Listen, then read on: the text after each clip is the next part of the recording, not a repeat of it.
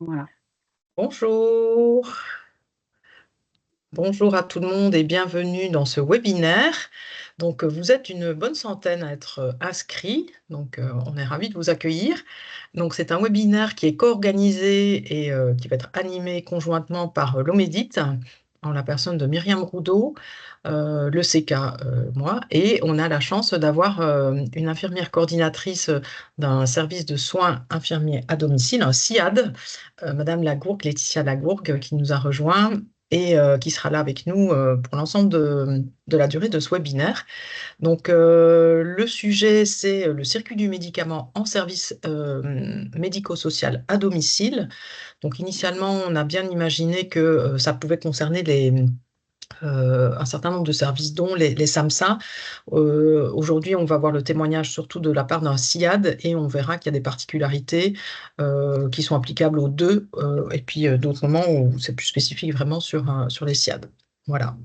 Donc, comme dans tous les webinaires, vous n'avez pas accès au micro. En revanche, vous avez la possibilité de vous adresser à nous sous forme de questions auxquelles on tentera de répondre en fin de séance.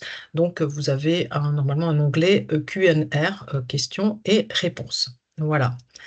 Je vais lancer le diaporama. Excusez-moi. Si je ne me trompe pas, ça va bien se passer. Voilà.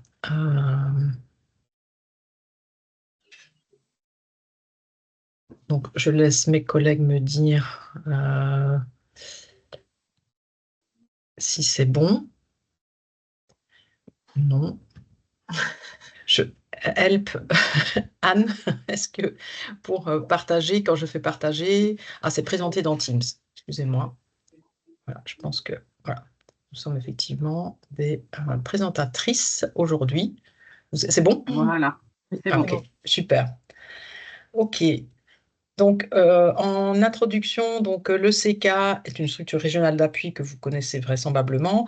Donc, pour mémoire, nous avons pour mission de développer la culture sécurité et la qualité, non seulement dans le domaine sanitaire, mais aussi dans le médico-social. Bon, par le biais de formations, d'ateliers, de sensibilisation, de journées régionales, podcasts, webinaires et autres qui sont disponibles sur notre site web. Et donc, quel que soit votre statut, public, privé, avec ou sans but lucratif, vous avez accès à certaines de ces ressources ouvertes et puis à d'autres ressources si vous êtes adhérent. Donc, on est historiquement la première structure régionale d'appui à la sécurité des soins et des accompagnements en France, mais aujourd'hui, il y a une structure régionale d'appui par région. Et nous faisons partie d'une fédération qui s'appelle la FORAP. Voilà. Donc, alors moi-même, je suis Martine Jourdain-Bernard, pardon, et je suis chef de projet depuis bientôt 7 ans au sein du CK. Je passe la parole à Myriam Roudot, voilà, qui parle aujourd'hui au nom de l'Omédite et qui va nous présenter son organisme. Bonjour à tous, donc Myriam Roudot, coordonnateur adjoint de l'Omédite Nouvelle-Aquitaine, Guadeloupe et Guyane. Alors les Omédites, je pense que vous ne connaissez pas trop, puisqu'on intervient, c'est la première fois qu'on réalise une action à destination des SIAD. Donc l'Omédite, c'est un observatoire du médicament, des dispositifs médicaux et de l'innovation thérapeutique. Tout comme le CK, on fait partie des structures régionales d'appui qui sont placées auprès de l'Agence régionale de santé. Et on est structuré également à un réseau national, puisqu'il y a un Omédite dans chaque région. Donc le réseau national, c'est le réseau Médite. Et chaque Omédite donc, peut produire des outils et vous accompagner sur le terrain. On est installé depuis 2005 et notre action, c'est surtout le parcours de soins, que ce soit en établissement de santé, en établissements médico-sociaux, mais également en ville. Et on reviendra sur les ressources disponibles en fin de webinaire, puisqu'il y a d'autres Omédites qui se sont déjà mobilisés sur les SIAD. D'accord, merci beaucoup. Je laisse Laetitia Lagourgue se présenter, ainsi Oui, que bonjour. le SIAD. Oui.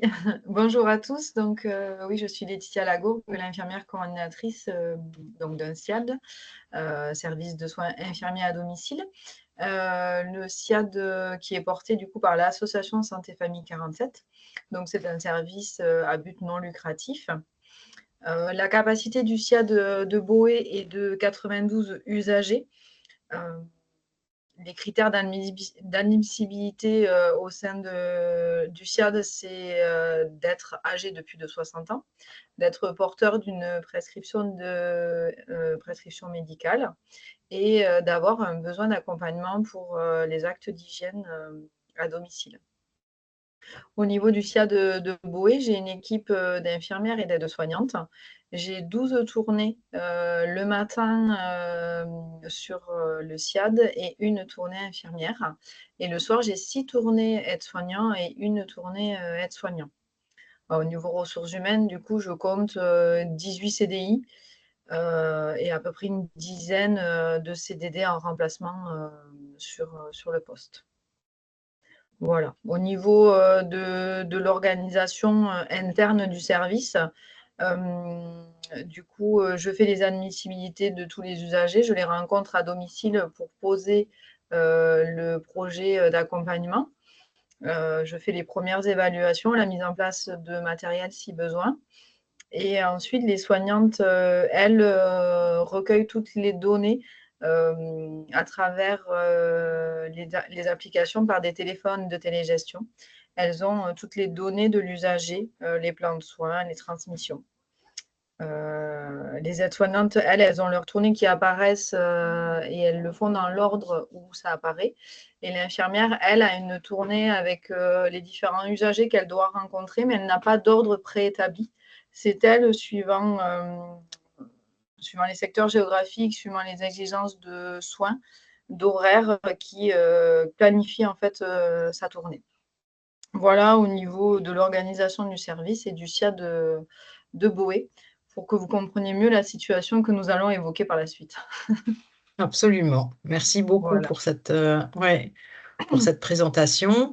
Je précise juste qu'on a fait connaissance lors d'une formation effectivement régionale, hein, où vous avez exposé un presque accident qu'on va découvrir ensemble et qui va nous servir d'introduction pour ce webinaire. Donc, il s'agit effectivement d'un presque accident que je qualifie d'évocateur, puisque effectivement, au travers des différentes étapes, vous allez voir que des actions étaient menées et qu'il y a eu ce qu'on appelle des barrières, hein, ou des filets, on va dire, de sécurité qui étaient existants. Donc, c'est ce que j'ai matérialisé par les petits parallélogrammes sur la gauche. Et puis, ce qui a été mis en place dans un deuxième temps, une fois que le presque accident a été identifié, c'est des barrières supplémentaires ou des filets de sécurité qui a été mis en place par le SIAD. Donc, je redonne la parole à Laetitia Lago qui va nous expliquer de quoi il s'agit effectivement, ce presque accident. Qu'est-ce qui s'est passé? Oui, donc en fait, voilà, la situation de soins, nous intervenons quotidiennement chez un couple à domicile.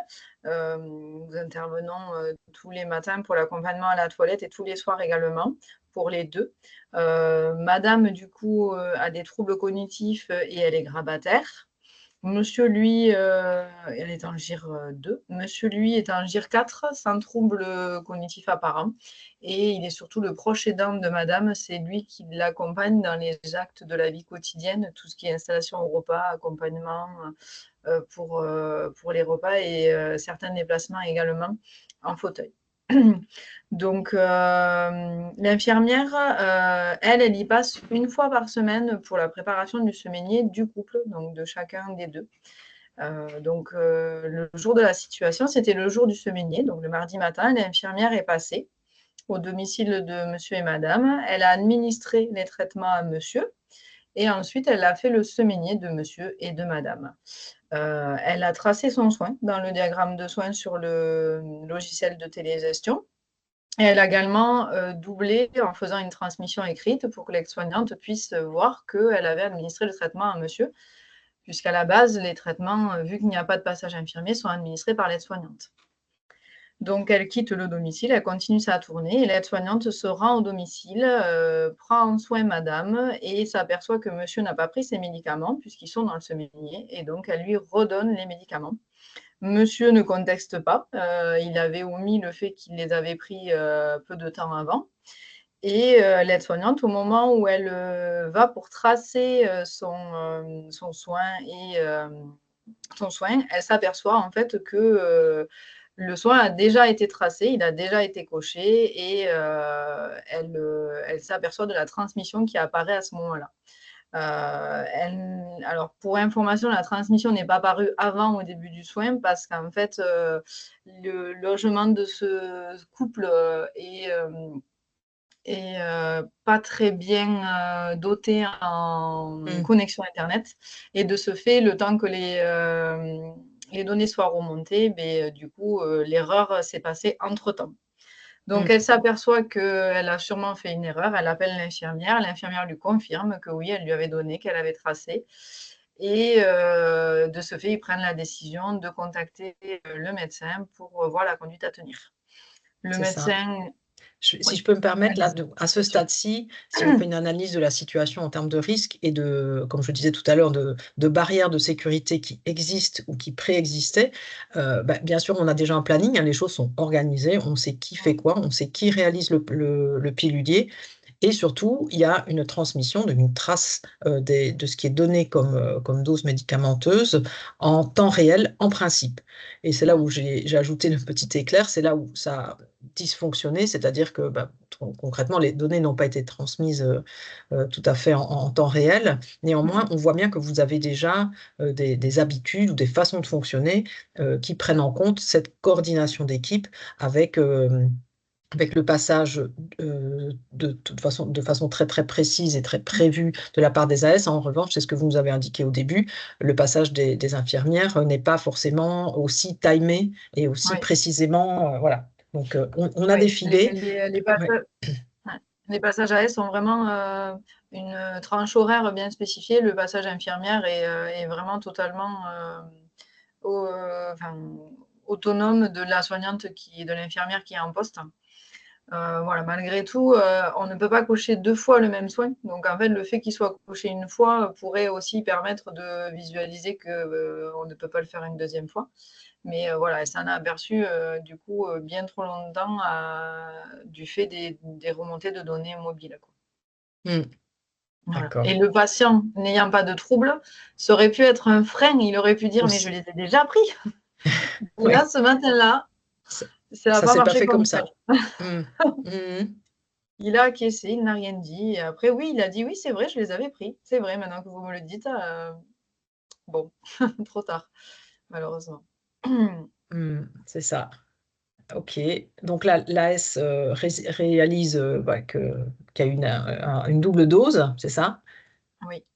Et qu'est-ce qu'elle fait?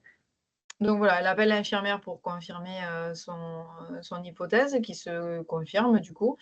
L'infirmière prend la décision d'appeler le médecin. Le médecin du coup est plutôt rassurant sur le fait que le risque est moindre, qu'une surveillance à domicile s'impose, mais qu'il n'y a pas de besoin d'hospitalisation ou de choses plus graves. Donc le risque qu'il y avait, c'était un risque surtout hémorragique en cas de chute et un risque de chute par rapport à son traitement cardiaque avec un risque d'hypotension, des choses qui tout liées. Donc le médecin nous a demandé s'il y avait possibilité qu'il y ait quelqu'un de présent à domicile, même si ce n'était pas quelqu'un de professionnel, pour assurer en tout cas la partie aidante auprès de madame et pour surveiller monsieur par là même. Donc, nous avons contacté la fille pour voir qui pourrait être cette personne-là. Et en fait, la voisine s'est proposée à être présente au domicile sur 24 heures. Elle est restée avec eux. Elle a aidé madame dans les actes de la vie quotidienne. Elle a surveillé monsieur. Nous, nous avons fait une première prise de constante quand on était présent au moment du surdosage. On est repassé le soir, comme il est très prévu pour le soin. Et on a refait passer l'infirmière le soir pour faire une évaluation infirmière malgré tout, pour visualiser qu'il n'y ait pas de risque et de complications face à ce surdosage.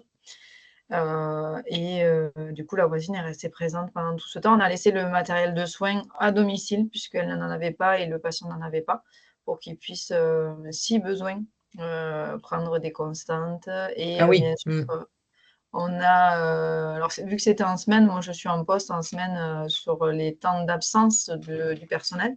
Donc, du coup, j'avais proposé mon assistance s'il y avait eu un souci sur le temps de pause des soignantes. C'est ça, d'accord. Donc, oui. En l'occurrence, c'est monsieur qui pouvait être à risque et du coup avoir Oui. un manque de surveillance vis-à-vis de son épouse. Donc là, certes, il n'a pas réagi quand il a eu une deuxième dose, mais vous avez pu bénéficier de la solidarité, je veux dire ça, ou de l'aide d'une voisine. Ouais, ok. Oui, totalement. Oui. Sur les conseils du médecin, ou sur les Oui. consignes du médecin. Très bien. Oui, Et oui, donc, le quand vous médecin dites avait matériel de soins, c'était un tensiomètre, c'est ça? Oui, on avait laissé un tensiomètre et un saturomètre à domicile. On avait laissé les deux, thermomètre non, Ok. mais on avait laissé tensiomètre, saturomètre au cas où. Mhm. Et on D'accord. avait, vu qu'on l'avait vu, la voisine, avant de partir, on lui avait dit les risques potentiels qui pouvaient arriver suite à cette double prise et la surveillance qu'elle devait mettre en place dans des termes moins techniques pour que ça soit Oui. approprié. Mhm. Voilà, en termes de... D'accord. Ouais, une bonne identification quand même des risques, une bonne coordination et une réactivité quand même importante, parce que là, on est sur un timing qui est de quelques dizaines de minutes, là. Ah oui, oui, ah oui, oui, oui, oui. Oui, même le médecin, il a été enfin, vraiment très réactif. On l'a eu de suite. La secrétaire nous l'a passé de suite. Il était en consultation. Il nous a pris malgré tout. Donc oui, oui, on a eu quand même une belle réactivité de l'ensemble de l'équipe pluridisciplinaire et aussi de l'entourage, quoi. Super, d'accord. Ok, ok. Donc, la journée se passe. Oui, bien. Ok, Elle se passe bien. d'accord. Sans trouble. Et donc, en soirée, voilà, une nouvelle infirmière, enfin, une infirmière repasse, c'est ça? Oui. Mm. On est repassé faire une évaluation à la fin de la tournée pour bien visualiser le patient, évaluer qu'il n'y ait aucun Mm. risque potentiel qui est submergé de cette Mm. double prise. Mm. Et voilà, juste par principe, c'est important, malgré qu'il y avait la compétence AS qui était posée, du fait de la faute, c'était important quand même qu'on y repasse, ne serait-ce que pour assurer la voisine aussi qui a Bien eu des sûr. Mm. responsabilités dans tout ça quand même, elle a pas hein. Ouais, c'est Il y a eu ça, un oui. rôle qui n'était Mm. pas forcément à elle Mm. donc oui. Ouais. Je vous reprends juste sur le terme de faute. On parle dans ces cas-là d'erreur, en fait, hein, dans le D'accord, sens où pardon. il n'y a pas d'intention ni de nuire ni de mal faire. Hein, voilà, c'est une erreur. Et donc là, ce qu'on a bien noté dans les phases postérieures en fait au presque accident, c'est que vous avez repris tout ça en réunion Oui, d'équipe. Et donc, vous avez bien identifié que certes, vous aviez des barrières, mais qu'en l'occurrence, vous n'aviez pas forcément de protocole sur ce qu'il fallait faire, la conduite à tenir en cas de surdosage. Donc là, à ce oui, moment-là, vous décidez qu'il y a forcément un appel en plus de la télétransmission, c'est ça? oui, Au cours de totalement. cette... D'accord. En fait, on est parti du principe que chaque soignante doit suivre son plan de soins et que si une aide-soignante ou une infirmière fait un soin qui n'est pas attribué sur sa tournée, C'est qu'elle ça. contacte la personne qui devait le faire pour Mhm. être sûre que l'info soit donnée et pour éviter du coup Voilà. Mhm. une double fonction, enfin action. C'est- Oui, tout à fait. Et donc le surdosage. Ouais. Mm. Donc, ce qu'on a bien relevé quand vous nous avez raconté cette histoire, que bon, tout est bien qui finit bien, grâce au filet qui était présent, mais aussi en termes de décision pour l'avenir, c'est-à-dire qu'à partir de ce moment-là, vous avez décidé que la télétransmission n'était pas suffisante et qu'elle était doublée d'un appel quand il y avait justement, je vais dire, superposage de deux plannings, un qui était vraiment respecté et l'autre où on avait quelqu'un qui intervenait de façon ponctuelle et pas forcément attendue. Et ce que nous avez indiqué, qui me semble intéressant sans doute pour les services qui nous écoutent, c'est que vous avez eu vous avez tenu une conduite qui était certes positive, etc., mais que tout ça n'était pas forcément formalisé, protocolisé, et que Oui, là, vous êtes dans cette phase-là, en fait, oui, de mettre les choses un petit peu à plat, ou en tout cas par écrit, c'est ça? oui, c'est ça, c'est Mm. ça. Exactement. D'accord. On est en train de poser les protocoles et les Mm. process. C'est pas quelque chose qu'on avait d'imposé, en tout cas, par Mm. l'ANESM à l'époque. Maintenant qu'on Ouais. est sous couvert de l'HAS, c'est plus Mm. complexe. On a beaucoup de retard, pour le coup. Enfin, retard, si on peut dire, hein, parce que Et du coup, on a beaucoup de choses à faire. Donc, on a initié des groupes de travail qualité sur cette année 2025 pour que les soignants travaillent sur différentes thématiques et qu'en ressortent des protocoles, des procédures internes et individualisées au SIAD en fait par rapport à nos pratiques. C'est ça. Puisque on est peu de SIAD aussi à avoir une infirmière salariée dans le service. C'est souvent les infirmières libérales avec qui on travaille. Nous, on n'en avons pas, donc c'est vraiment une organisation assez spécifique. Même si ça se développe, on a beaucoup de SIAD qui prennent maintenant des infirmières salariées. Mais à l'époque, on était un peu les seuls. Donc c'était un peu inconnu. Donc voilà. Entendu. D'accord. Écoutez, merci beaucoup pour cette entrée en matière, hein. L'idée, c'était vraiment de partir d'une situation réelle qui, effectivement, pose certaines questions et qui rebondit sur des questions que vous avez posées Oui. quand vous vous êtes inscrit. Donc, on y reviendra tout à l'heure. Donc là, je vais passer la parole à Myriam Roudot, hein, toujours qui va parler au nom de l'Omédite et refaire un point sur ce qui est attendu pour ce qui concerne le circuit du médicament, en particulier pour vous, les services qui intervenaient à domicile. Merci beaucoup. Donc, on voulait juste refaire un point avec vous donc, sur les attendus sur le circuit du médicament en SIAD, sachant que c'est vrai que la réglementation n'est pas forcément on va dire très riche et très spécifique. Et en termes voilà, de documents de référence, il y a tout le volet réglementaire et le document de la HAS sur le circuit du médicament à domicile. Du coup, c'est vrai qu'au domicile du patient, il y a vous, intervenant en tant que SIAD, et du coup, vous êtes à la croisée d'intervenants différents pour dérouler ce circuit du médicament, que ce soit les prescripteurs, il y a souvent le médecin traitant. Donc là, on a bien vu que ça avait été le recours pour le cas présenté. Qui a permis de gérer dans son rôle aussi de pivot les différents intervenants, que ce soit le SIAD, etc. Mais il peut y avoir aussi d'autres prescripteurs et pour vous, ce n'est pas forcément évident d'arriver à avoir l'intégralité des prescriptions que prennent les personnes que vous accompagnez. Donc ça, c'est les prescripteurs multiples, donc avec une gestion à avoir et une attention à avoir, notamment sur tous les épisodes aigus. Que ce soit le rendez-vous chez le dentiste avec une prescription d'antibiotiques, etc. Donc, tous ces médicaments qui viennent en plus, qui sont aussi à gérer. Et donc, je reviens, c'est vrai qu'on va beaucoup se raccrocher au retour d'expérience du SIAD. C'est vrai que la formalisation, on revient sur ces notions aussi de formalisation, de conventionnement, de formalisation un petit peu de tout ce qui peut se passer, la prise en charge en aigu, etc. aussi, c'est très important.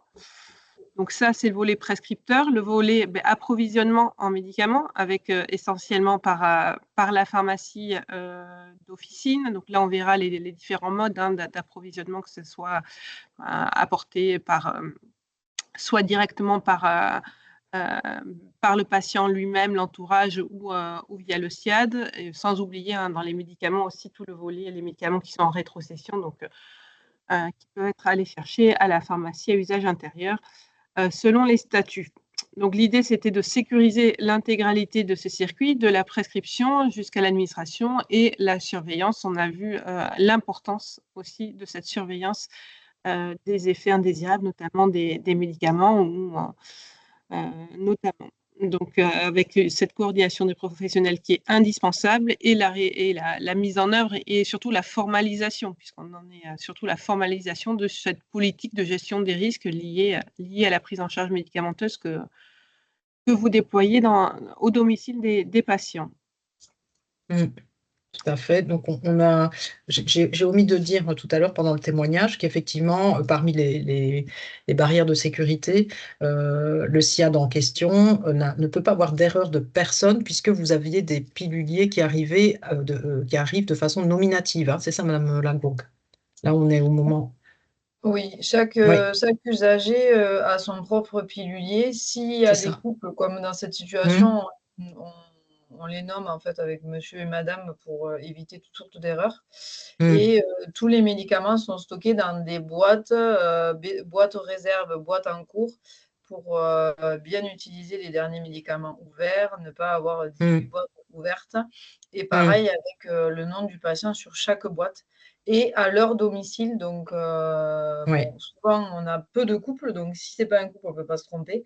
Et si c'est un couple, du coup, ils ont chacun leur boîte. Donc, il n'y a pas forcément d'erreur dans De de personnes. possibilité d'erreur, en tout Oui. cas, par Ou rapport de à ça. patients. D'accord. Mm. Entendu. Euh, Alors, j'ai toujours un peu de mal à faire. Voilà. Donc, si on reprend les différentes étapes voilà, de ce fameux circuit, voilà, ça commence par la prescription. Donc, la prescription, donc libre choix du médecin traitant, bien entendu, par le patient que vous allez prendre en charge. Donc là, j'ai bien expliqué, ce médecin traitant et tous les autres médecins spécialistes et autres professionnels, selon les compétences qui peuvent prescrire des médicaments. Donc là, ce qui va nous aider aussi, c'est le levier à Mon Espace Santé, le DMP, pour avoir à terme l'intégration de toutes les prescriptions dans cet espace partagé commun. L'idée, c'est d'avoir des prescriptions qui soient bien écrites, datées, signées, après évaluation de la personne accompagnée en physique ou en téléconsultation, l'identification du médicament, de la posologie, de la durée de traitement et modalités de prise, et en prenant en compte les données biologiques et voilà, les préconisations de bon usage. Donc là, c'est la réglementation qui est telle quelle. Bien penser à protocoliser les prescriptions si besoin, et peut-être qu'en SIAD, ça a une importance aussi un peu plus importante, puisque pour arriver à déclencher ce si besoin aussi, les si douleurs, etc.,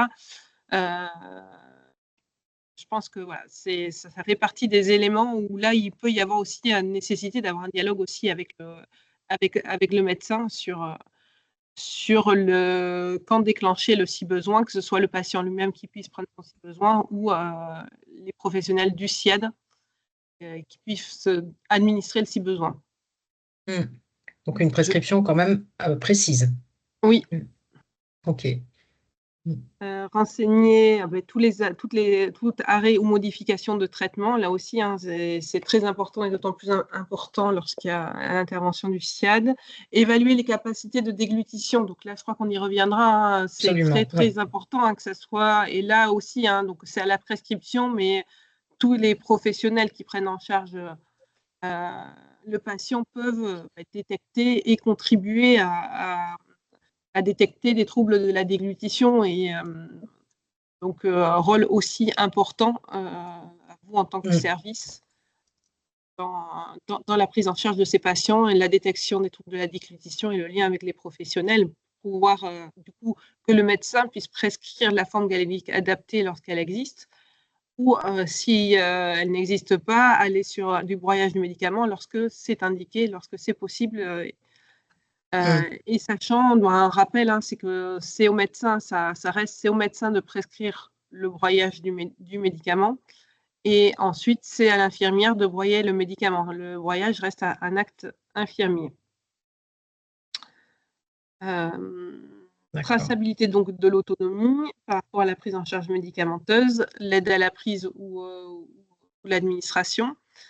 Et les liens avec les différents spécialistes, en particulier chez les personnes polypathologiques et polymédiquées, le médecin traitant reste toujours l'acteur, le pivot de la prise en charge des patients. D'accord.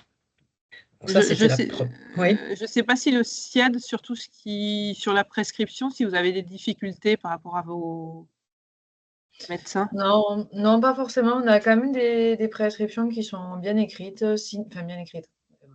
Difficilement lisibles, mais bien écrites.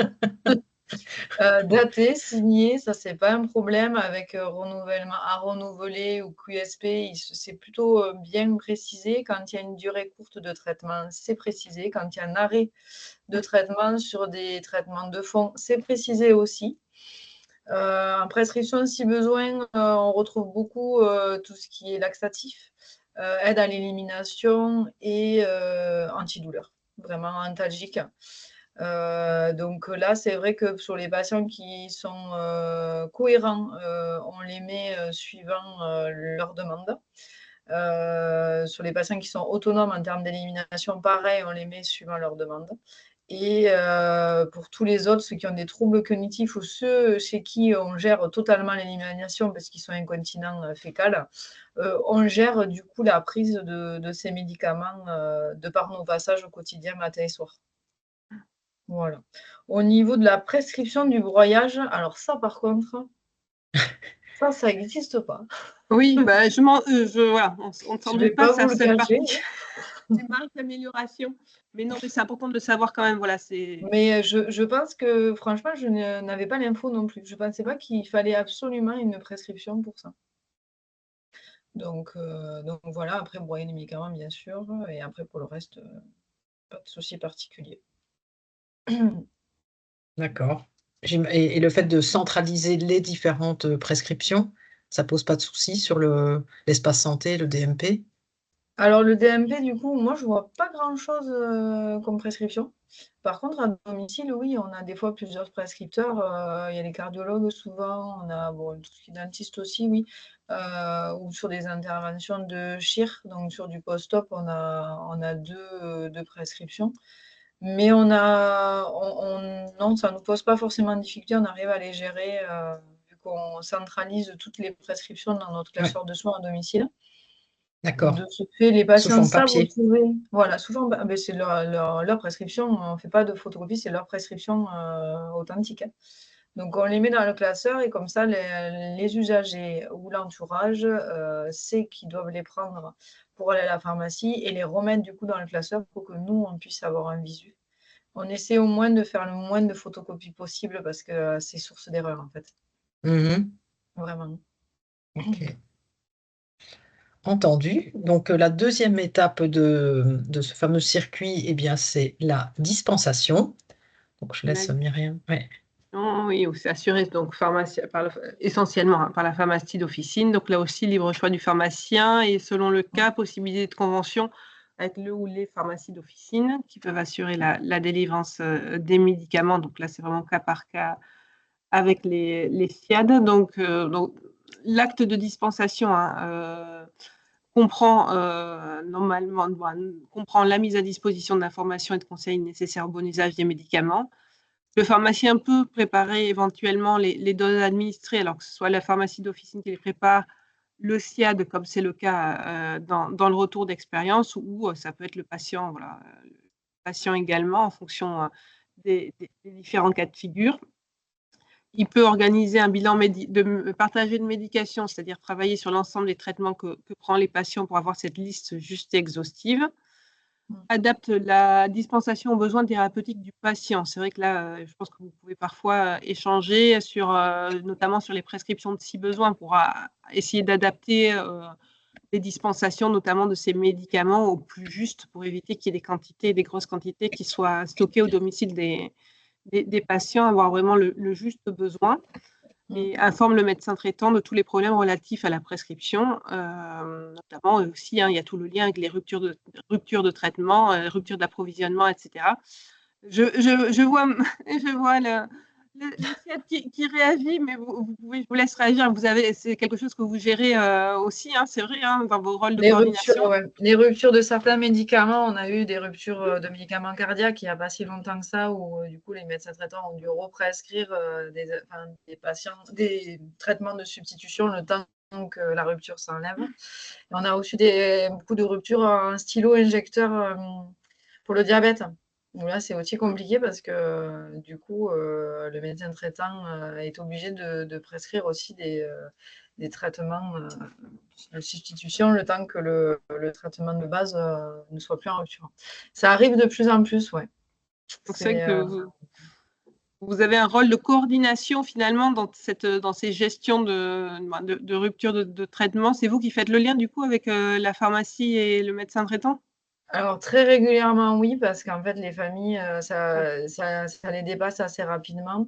Donc nous, on propose aux familles, celles qui sont le plus mobiles, d'aller voir dans d'autres pharmacies ou d'appeler d'autres pharmacies, mais on voit que c'est quand même quelque chose qui les épuise assez rapidement. Donc, vu qu'on a le lien avec plusieurs pharmacies au quotidien par rapport aux différents patients qu'on a, on essaie de les soulager de cette mission là. et de les aiguiller et de les orienter pour que ça soit le moins fatigant pour eux surtout. Voilà. Mais souvent, quand il y a une rupture dans une pharmacie, il Oui, n'y a pas c'est grande souvent. pharmacie qui assure le. Ça dure pas longtemps en tout cas, la pharmacie Oui. qui a le produit. Sur des antibiothérapies, voilà aussi.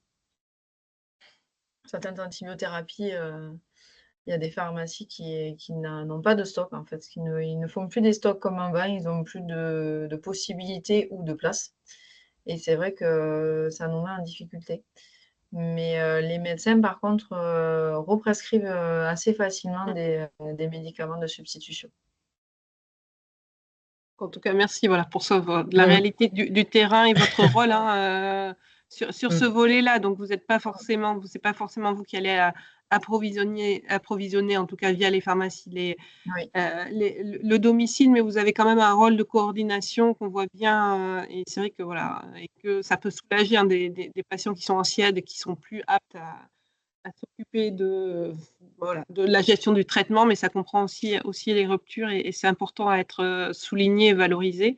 Juste, voilà, le volet convention, donc il est possible d'avoir des conventions entre l'officine et une officine et le SIAD, donc cette convention, elle doit mentionner donc, les modalités de dispensation, si la pharmacie réalise les préparations des doses administrées, les modalités de livraison, de détention, de stockage, de gestion aussi des médicaments périmés, mais la gestion des alertes sanitaires et notamment donc, de ces ruptures de traitement et le bon usage des médicaments. Donc la préparation des doses administrées, donc ça reste soit, donc là ça peut être aussi bien fait par la pharmacie d'officine ou c'est aussi un acte infirmier. Hein. Donc, au regard de la prescription médicale, donc la PDA sont des préparations nominatives en pilulier et hors pilulier, donc c'est tout ce qui est sachet, liquide et médicaments si besoin.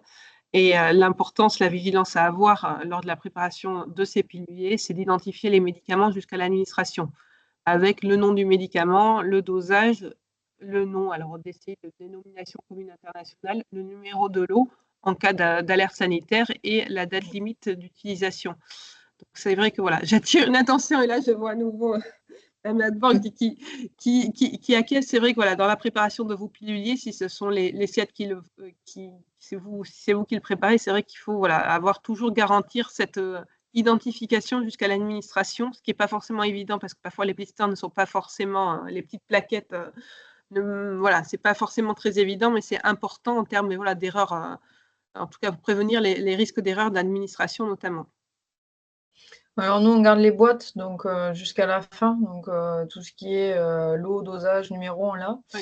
On est très attentif par contre, sur les injections, sur les vaccins, on les détache des seringues et on les colle dans les classeurs des usagers pour que s'il y a un souci post-vaccination ou post-injection, on puisse remonter sur le numéro de lot et ça, on y est très attentif pour le coup. Mais c'est vrai que pour les médicaments chroniques, quand la boîte est finie, la boîte est jetée, mais il y a 7 jours de traitement. Ça marche sur 3 semaines. La 4e, ça ne marche plus. Donc, il y aurait peut-être quelque chose à faire, à travailler dessus. Donc, c'est une bonne chose à savoir.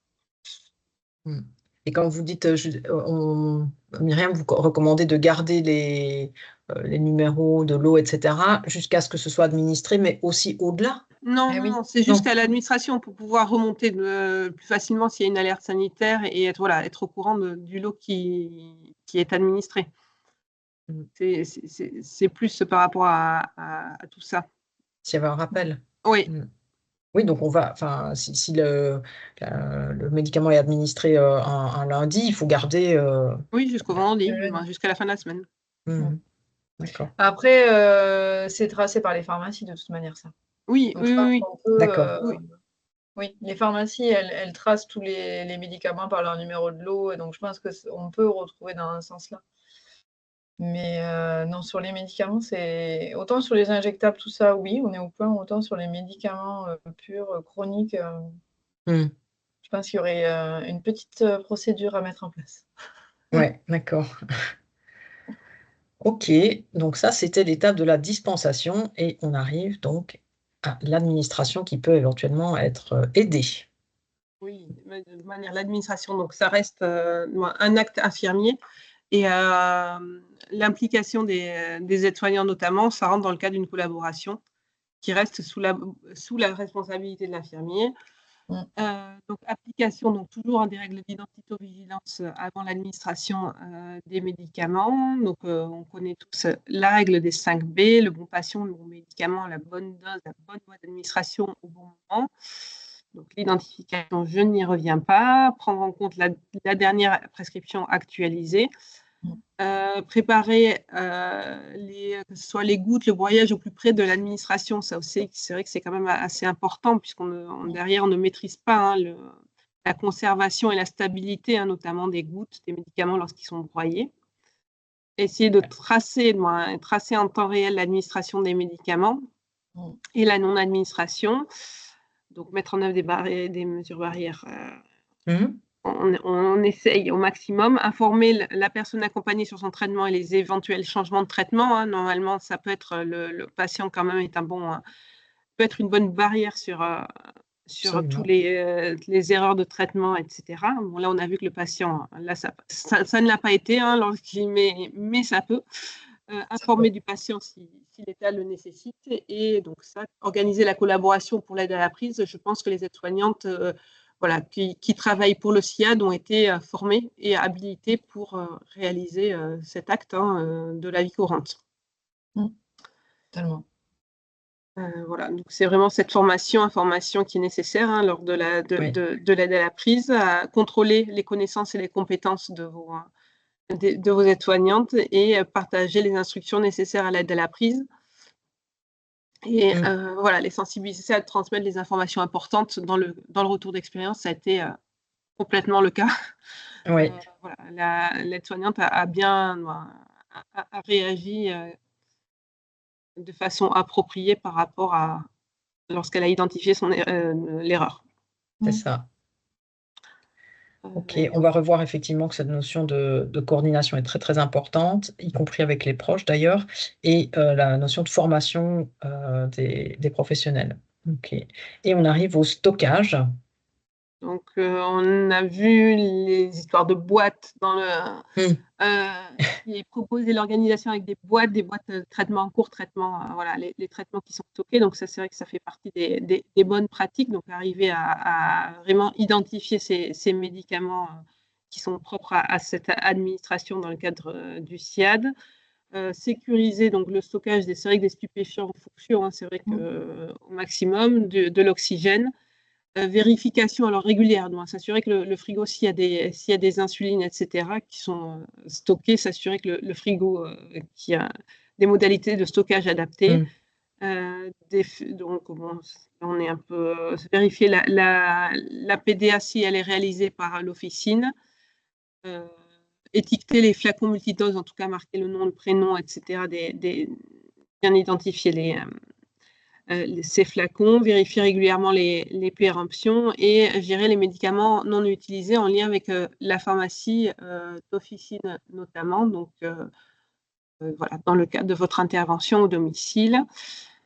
C'est vrai que dans la plupart des cas, c'est vrai que c'est plutôt les familles qui amènent les traitements, mais si il y a une convention entre le SIAD et la pharmacie d'officine, bien penser à bien formaliser le transport des médicaments dans des contenants scellés, opaques, nominatifs, avec le respect des conditions de conservation, la traçabilité de la réception de ces médicaments, et organiser avec la pharmacie, notamment les modalités, les délais de livraison, notamment lors de tout changement de traitement. D'accord. On voit bien l'importance d'une convention à partir du moment où vous travaillez avec une officine. Ouais. Donc, c'est pas forcément le cas en Nouvelle-Aquitaine, mais d'autres OMEDIT ont travaillé, en fait, et c'est des documents qui sont publics et que vous pouvez trouver sur Internet. Vous avez des trames de conventions qui vous sont proposées, en fait, entre services et officines. OK. Donc ça, c'était pour les différentes étapes du circuit et la manière dont ils peuvent être coordonnés. Et donc, en définitive, la description de ces étapes et des barrières de sécurité que vous avez pu mettre en place ou que vous allez mettre en place, c'est ni plus ni moins, en fait, votre façon à vous de sécuriser votre circuit. Et c'est donc ce qui est finalement demandé, en fait, dans le référentiel HAS, hein. Donc là, on arrive sur la question du référentiel tel qu'il a été établi à partir de 2022. Et donc, je vous ai repris sur cette diapo-là les 3 critères qui sont standards, donc ça veut dire non impératifs, où ce qui vous est demandé, effectivement, c'est de définir une stratégie de gestion du risque médicamenteux. Donc, tous les mots sont importants. Quand on dit une stratégie, c'est d'abord d'avoir identifié ces fameuses étapes et comment elles se déroulent chez vous, et de dire comment vous allez gérer ces différents risques que vous avez identifiés. Donc, la partie pédagogique que Myriam a déroulée, finalement, elle a pour vocation à vous servir, on va dire, de trame pour voilà, bien matérialiser ce circuit, voir à quel moment vous avez des risques. Donc, on en a identifié un certain nombre là, et comment vous faites pour les mitiger ou les maîtriser. Ce qui est demandé également, c'est que les professionnels accompagnent les personnes dans la continuité de leur prise en charge médicamenteuse. Donc, comment est-ce qu'on peut s'assurer de cette continuité? On voit bien qu'il y a la relation, hein, bien sûr, avec la personne, l'aide à la prise et le fait de tracer l'éventuel refus un jour ou au contraire le fait que le médicament est bien pris. C'est une façon de s'assurer que le traitement est bien pris en continu. Et puis, donc, il y a un 3e critère qui, là aussi, est standard et s'applique à tous les ESSMS, c'est-à-dire que les 2 précédents étaient uniquement applicables au médico-social. Ici, on est aussi sur le social, c'est-à-dire que les professionnels, même s'ils n'ont pas un rôle dans l'administration ou dans l'aide à la prise, doivent pouvoir alerter s'il y avait un risque particulier. Donc ça, ce sont des critères que vous connaissez sans doute, surtout si vous êtes en phase de préparation d'évaluation, de visite d'évaluation. Et puis, il y a surtout celui qui est connu de tous en principe, c'est le critère impératif qui dit que les professionnels respectent la sécurisation du médicament. Alors, donc, là, on est uniquement sur du médico-social, c'est-à-dire uniquement à partir du moment où vous avez un rôle à jouer par rapport à ce médicament, d'où le fait que les SAMSA, et ça a été précisé dans le bilan annuel de 2023, les SAMSA qui n'ont pas du tout, qui ne réalisent pas du tout de prise en charge médicamenteuse pourraient se déclarer ou être notés comme non concernés. Donc c'est le seul, c'est un petit peu technique ce que je dis là, s'il y a les responsables qualité qui nous écoutent, mais c'est le seul critère impératif qui peut être, sur lequel vous pouvez être non concerné, d'accord, et donc qui est à la fois spécifique. Voilà. Mention de 2 autres critères qui font partie de ce circuit du médicament et qu'on ne cite pas toujours d'emblée, mais qui me semblent importants. C'est d'abord le fait que la personne accompagnée doit être associée à la gestion de son traitement médicamenteux, notamment pour favoriser sa compréhension et son adhésion. Donc, on a parlé de continuité du traitement.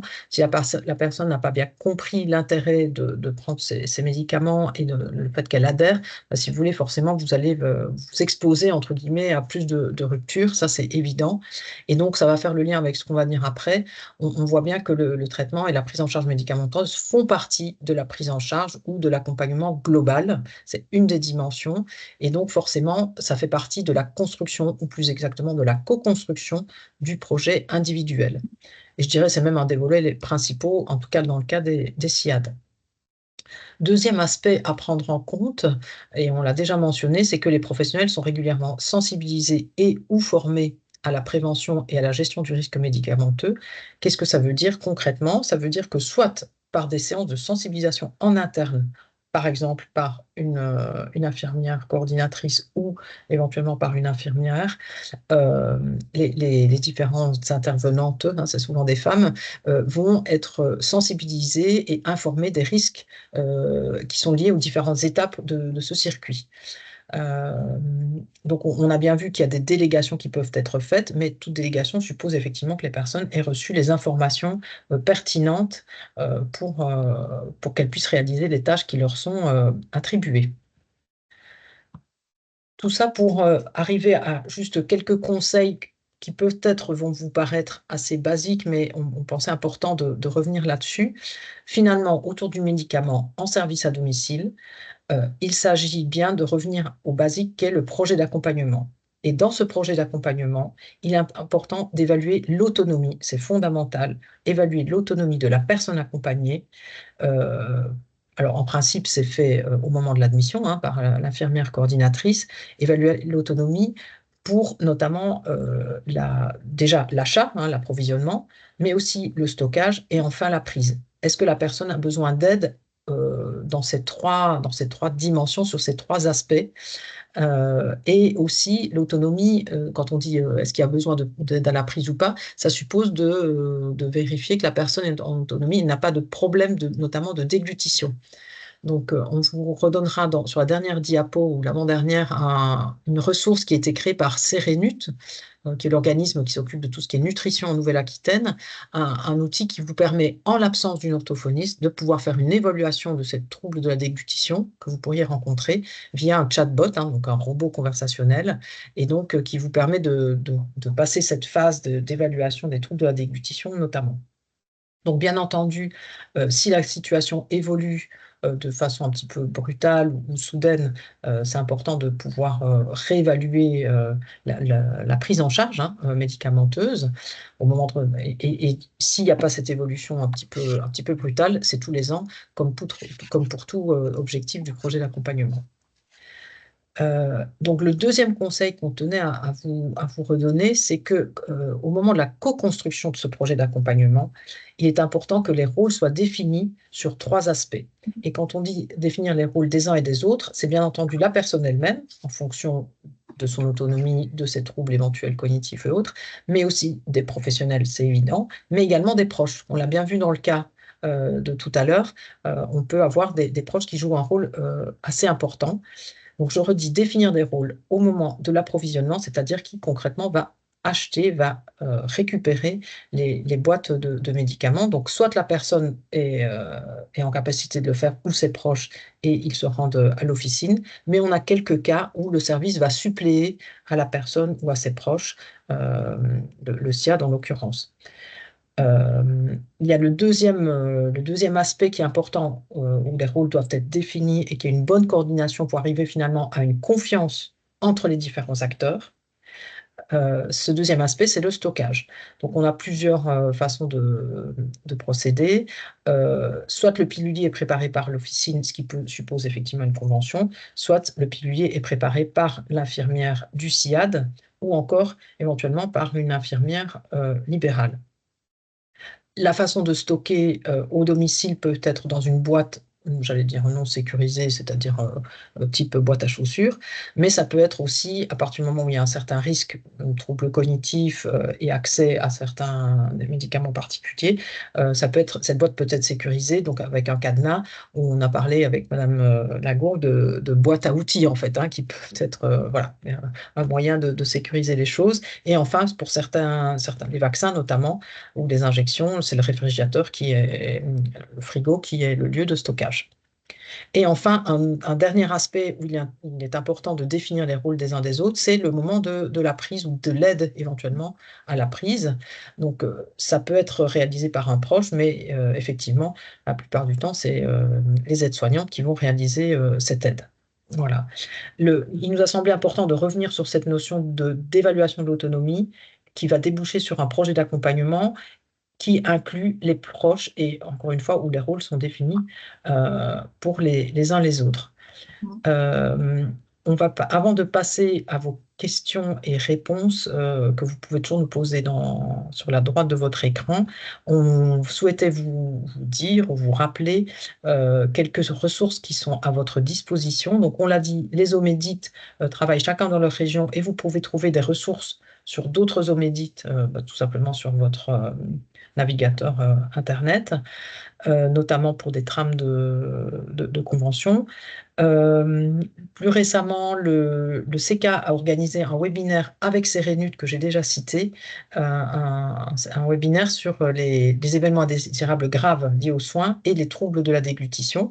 Et au sein de ce webinaire a été mentionné le Clinibot, c'est-à-dire un robot conversationnel qui aide à repérer les troubles de la déglutition. Deuxième ressource en ligne et qui n'est pas des moindres, je repasse la parole peut-être à Myriam qui va nous dire de quoi il s'agit, que l'Omédite a publié, mais très très récemment. Oui, donc on a élaboré quatre modules e-learning sur tout ce qui était prise en charge médicamenteuse. Alors pour les ESMS, mais je pense que vous pourrez vous y retrouver, notamment sur certains modules, puisqu'il y a certains modules qui sont notamment adaptés. Il y a différents profils, infirmiers et aussi aides-soignantes, AMP, etc., sur tout ce qui est administration des médicaments et aide à la prise, avec à la clé à chaque fois des attestations, il y a un quiz avant-après, des attestations de réussite qui pourront être en tout cas c'est validant dans le cadre des critères de l'évaluation. Donc, c'était vraiment important pour nous de déployer ces 4 modules d'apprentissage pour vous aussi vous accompagner dans la formation de vos professionnels. Ce sont des modules qui peuvent être faits complètement en autonomie, différents, par vos aides-soignantes, vos infirmières, etc. Sachant que c'est totalement gratuit. Il faut aller sur la plateforme du grade ESEA qui s'appelle ELEA, qui est une plateforme d'e-learning. Vous créez un compte gratuitement et ensuite, si vous voulez, si vous formez directement vos professionnels, vous pouvez nous demander, on pourra vous transmettre leur attestation de suivi également. Donc, n'hésitez pas à nous envoyer des messages sur via notre site internet. On y répondra avec plaisir sur ce module e-learning. Merci beaucoup. Je pense que c'était important et ça répond à une demande qui était déjà dans les questions posées. Quel est le rôle des uns des autres et quelles sont les tâches notamment qui peuvent être déléguées d'un professionnel à l'autre, IDE vers les AS ou vers les personnels éducatifs. Ok. Mes collègues me précisent, mes collègues gestionnaires de risque me précisent que le témoignage qui a eu lieu concernait non pas un presque accident, mais plutôt un EIAS, un événement indésirable associé aux soins, parce qu'à partir du moment où il y a surdosage médicamenteuse, effectivement, c'est associé aux soins nécessairement. Et pour le coup, j'allais dire, ça a été bien traité et sans souci. Néanmoins, c'est pas tout à fait... c'est pas le presque accident, c'est quand on n'arrive pas à l'erreur. Là, l'erreur a eu lieu. On a 2 questions, me dit-on. Alors, nous souhaiterions avoir un complément sur le transport des médicaments via nos véhicules de service entre le siège social du SIAD, donc les bureaux où sont stockés les médicaments, et d'autre part le domicile. Alors ça nous était effectivement posé aussi en amont. Est-ce que, je ne sais pas si Myriam, tu veux répondre à cette question du transport? J'ai Alors cru là, comme ça, non. D'accord. Non, vraiment ce lien entre le SIAD et c'est vraiment une question là-dessus, on va creuser parce que je pense que c'est pas forcément, il y a vraiment ce lien avec la pharmacie d'officine, mais entre le SIAD et le domicile. L'idée, c'est qu'il y en ait le moins possible, je présume déjà, de transport. Et puis le stockage au SIAD lui-même n'est pas forcément quelque chose qui est prévu, je pense, par les textes, en fait. Oui. Exactement. Ok. Donc après, d'une manière, il faut que ça soit minima, scellé, etc. Je pense qu'il y a, dans le diaporama, on a présenté dans le cadre de la convention avec la pharmacie d'officine, et après on stipulait bien les cas, donc scellés, nominatifs, que ça correspond bien aux conditions de transport en termes de température, etc. Donc à minima, et qu'après ça soit fait par des personnels qui sont habilités et que il y a des fiches de transport, donc tout ça à minima pour pouvoir sécuriser de part et d'autre ce transport et le départ du SIAD et l'arrivée au domicile. Hmm. D'accord. Donc, attention au mode de transport, la température, etc. OK, pour sécuriser. Et puis, une autre question. En cas de prise en charge des piluliers par les infirmières libérales, où commence la responsabilité des SIAD pour la dispensation et pour le stockage? Ouais. Alors, là aussi, enfin, on peut se le dire de façon assez transparente, la réglementation n'est pas toujours claire. Et donc, c'est pas toujours évident non plus pour nous hein, et pour l'Omédite plutôt de répondre là sur ces questions de responsabilité. Je ne sais pas si tu veux en dire quelque chose, Myriam. C'est la convention que vous allez élaborer d'une part. Et après, on est toujours sur à partir du moment où c'est fait par des infirmières, il y a quand même un contrôle, voilà, un certain contrôle avant administration. Donc, mais pour moi, il faut vraiment on reste sur le conventionnement et l'organisation que vous avez avec vos intervenants libéraux. Ça, D'accord. Donc, en fait, on a parlé tout à l'heure de convention avec les officines, mais il y a aussi une convention possible avec les infirmières en libéral. Où seront Toujours. précisés les oui, rôles, voilà, c'est d'accord, ça. les uns des Toujours. Ouais. autres. Toutes les D'accord. infirmières libérales qui travaillent en SIAD, qui travaillent en collaboration avec un SIAD, ont des conventions, puisque du coup, c'est le SIAD qui facture les soins des infirmières libérales. Donc, ça, c'est sûr. Ok. Alors, je me permets de passer à une question plus facile. Quelle grille d'audit utiliser pour réaliser en interne des auto-évaluations sur le circuit du médicament? Je laisse Myriam répondre, mais je vais vérifier que par la même occasion que j'aurai la bonne réponse si on me posait la question. Et pour moi pour l'instant, je ne connais pas de grille. On ne peut pas utiliser... oui, non, j'allais dire une bêtise. Archimède n'est pas adapté Non, au domicile. D'accord, non, ok. non, malheureusement, non, pour l'instant, c'est un champ on va être clair, que les Omédites sont en train d'investiguer progressivement. D'accord. Je présume que des outils vont arriver, mais c'est vrai que pour l'instant, vous êtes obligé d'utiliser des outils qui existent. Et c'est vrai qu'il n'y a pas de grille pour le domicile, et pas encore. En tout cas, qui ont été publiés. Ok. Alors, une autre question du Centre hospitalier de La Rochefoucauld. Lorsque vous parlez de protocoliser avec le médecin le si besoin, c'est en plus de la simple prescription qui définit le seuil de déclenchement et la dose administrée. Point d'interrogation. Alors, protocoliser avec le médecin le si besoin. Alors Enfin, pour moi, c'est le si besoin doit vraiment être, voilà, il doit être marqué sur le si besoin les caractéristiques de ce si besoin avec dans lequel la cas? posologie, voilà, par le médecin de la posologie, qu'est-ce qui entraîne le déclenchement. Donc ça, c'est le volet sur la prescription médicale. Et après, je ne sais pas si vous, en SIAD, vous avez des protocolisations derrière sur le si besoin ou pas, sur l'administration du si besoin, ou autre, parce que pour moi, autrement, ça suffit si la prescription est bien Clair. et explicite. Et là, ça peut être dispensé par une aide-soignante, si justement la prescription est claire. Et si ça a été là aussi précisé dans des circuits de fonctionnement, vous pensez que ça suffit? Je ne sais pas comment c'est fait en pratique, du coup. Nous, on est en train d'essayer de protocoliser des échelles, par exemple pour la douleur, évaluation de la douleur, des échelles suivant la cohérence et l'état de la personne pour pouvoir valider l'administration du si besoin d'un antalgique. Et pareil sur les habitudes de vie d'élimination du patient, parce qu'on a des patients chez qui on peut atteindre J4, J6 pour avoir une élimination fécale, et il y en a d'autres à J6, on sait que voilà, il y va tous les jours et qu'il faut faire quelque chose avant. Donc on essaie de protocoliser quelque chose par rapport aux habitudes de vie du patient et la prescription médicale du médecin. Et derrière, c'est des protocoles infirmiers qui vont être élaborés? Mais ça va être des protocoles internes du service. Alors, on ne sait pas trop comment on peut l'élaborer. Là, on était vraiment en train de remonter les différentes pratiques de soins qu'on effectue, autant pour la douleur que pour l'élimination, et de voir ce qu'on peut faire par rapport à ça. Alors, pour la Mm. douleur, ça sera plus simple parce que ça va être de l'évaluation par différentes échelles. Et de ces évaluations, prise de médicaments suivant prescription.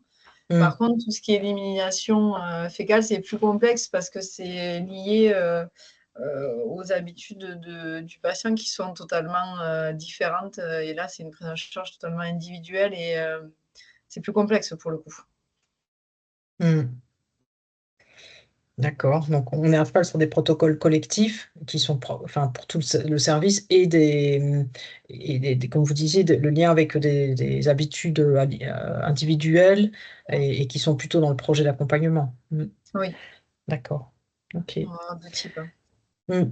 Écoutez, je pense j'ai du coup répondu à des questions qui étaient posées en amont déjà au moment de votre inscription. On est aussi conscient avec l'Omedit qu'on n'a pas forcément les réponses à tout et que, pour être tout à fait clair avec vous, que la réglementation ne dit pas tout. Hein. Vous êtes dans des services qui sont en pleine réforme, en tout cas pour les SAD et les SIAD, les SPLASAD, et que pour autant, tout ça n'est pas forcément très, très clair. Et donc, Myriam nous l'a dit, les Omedit au pluriel travaillent aussi pour essayer de clarifier les choses. On espère qu'avec cet outil en ligne, vous aurez déjà quelques réponses. Et encore une fois, c'est intéressant de pouvoir aussi montrer que vos équipes ont été sensibilisées sur ce sujet grâce à une formation en ligne. Merci beaucoup pour tout cela. Le temps passe et je sais que d'autres ont des obligations là dans les minutes qui suivent, donc on ne va pas prolonger. Simplement, je ne voulais pas clôturer sans vous parler de notre challenge. Alors, pour le coup, sur les EIAS, donc événements indésirables associés aux soins, mais quand on dit soins, c'est aussi accompagnement, hein, donc ça nous concerne, nous, le médico-social. Il s'agit pour vous d'identifier un EIAS qui a eu lieu en 2024 et qui pourrait être, qui a un intérêt à être analysé. Si vous ne savez pas encore quel événement, il n'y a pas de souci, le CK sera là pour vous aider à l'identifier et à l'analyser. Et l'idée, c'est que la meilleure analyse remportera un prix qui est des séances d'activité physique et de mise en forme, pardon, pour une équipe. Donc voilà, ça c'est le prix. Sinon, donc l'idée c'est d'identifier cette EIAS qui peut qui a été bien analysée ou que vous pourriez bien analyser. Voilà. Donc c'est le challenge qu'on vous propose sur ce début d'année, fin d'année 2024-2025. Et n'hésitez pas à aller voir sur notre site internet, mais aussi sur le site de l'Omedit, d'autres ressources qui pourraient compléter celles qu'on a évoquées aujourd'hui. On vous remercie pour votre intérêt et pour votre attention. N'hésitez pas à noter ce qui est noté ici dans la colonne de droite, hein, avec notamment un outil qui est cité par l'ARS Pays de la Loire. Voilà, pour un outil pour s'auto-évaluer qui nous est cité par nos collègues du RECA. Voilà, une autre structure régionale d'appui. On vous remercie beaucoup, beaucoup pour votre intérêt et encore une fois, n'hésitez pas à partager des ressources ou des commentaires. À bientôt. Au revoir. Merci à vous. Merci. Au revoir. Au revoir.